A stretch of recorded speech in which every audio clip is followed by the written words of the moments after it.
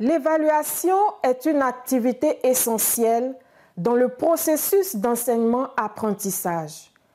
Elle permet de vérifier l'installation des habiletés et d'identifier les insuffisances de chaque élève en vue de répondre à ses besoins. L'exploitation correcte d'une activité d'évaluation est donc une des conditions de réussite de nos élèves. Suivons les explications de Mme Kone Fatoumata, chef de circonscription de l'inspection de l'enseignement préscolaire et primaire Cocody à Toban, ainsi que la conduite de cette activité par M. Tayoro et ses élèves de CE1 de l'EPP Oba Hélène. Bonjour, je suis Kone Fatoumata, inspecteur pédagogique principal, option enseignement préscolaire primaire, chef de la circonscription de l'inspection de l'enseignement préscolaire primaire de Cocody à Toban. Dans cette interview, nous allons parler des stratégies pour concevoir une activité d'évaluation pertinente. Qu'est-ce qu'une activité d'évaluation?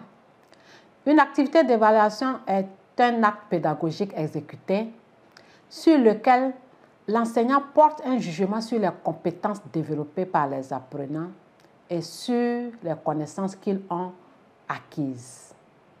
Autrement dit, une activité d'évaluation est l'appréciation d'une ou plusieurs séquences pédagogiques administrées.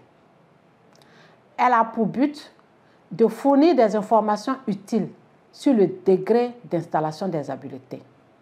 Sa fonction est d'orienter, de réguler et de certifier les apprentissages. Pour ce faire, elle doit être objective, juste, pertinente et logique. Les différentes activités d'évaluation réalisées en situation de classe sont les exercices d'application, les compositions mensuelles, les compositions de la circonscription, les examens blancs, la composition de passage et l'examen de fin d'année CEP entrée en 6e. Quelles sont les différentes phases de l'élaboration d'une activité d'évaluation pertinente? Les différentes phases de l'élaboration d'une activité d'évaluation pertinente sont l'identification parmi les habiletés installées de celles que l'enseignant souhaite évaluer, le choix de l'outil d'évaluation approprié à l'habileté ou les habiletés retenues et la rédaction de l'énoncé. En quoi consiste l'identification d'une habileté parmi celles installées? Pour concevoir une activité d'évaluation, il faudra se référer d'abord au contenu des leçons et aux objectifs visés lors des séances d'enseignement-apprentissage exécutées. Ensuite, cibler certaines habiletés ou compétences installées au cours de ces séances. Enfin, choisir parmi les habiletés installées les aspects ou les points importants sur lesquels l'on souhaiterait évaluer les apprenants. Que faire après le choix de ou des habiletés? Le processus d'évaluation consiste essentiellement à déterminer le degré d'atteinte des objectifs d'enseignement-apprentissage.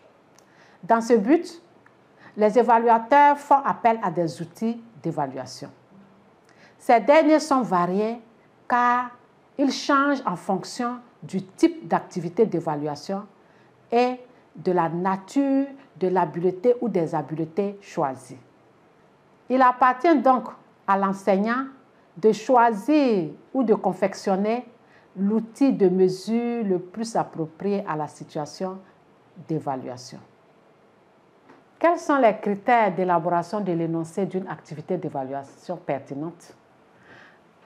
L'élaboration de l'énoncé d'une activité d'évaluation pertinente doit répondre à différents critères qui sont l'adéquation entre le contenu du sujet et le contenu des enseignements-apprentissages. Il s'agit ici pour l'enseignant d'évaluer ce qu'il a enseigné aux apprenants.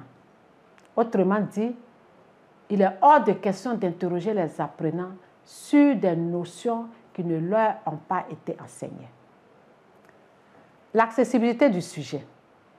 C'est le fait de proposer des sujets qui sont parfaitement adaptés au niveau de maîtrise de la langue par les apprenants.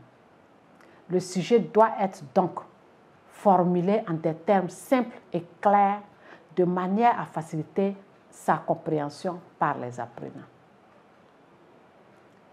La faisabilité du sujet. Elle consiste à proposer un sujet qui soit adapté au niveau de compétences et de connaissances des apprenants.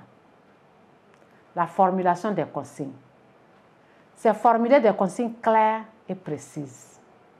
La construction de phrases simples.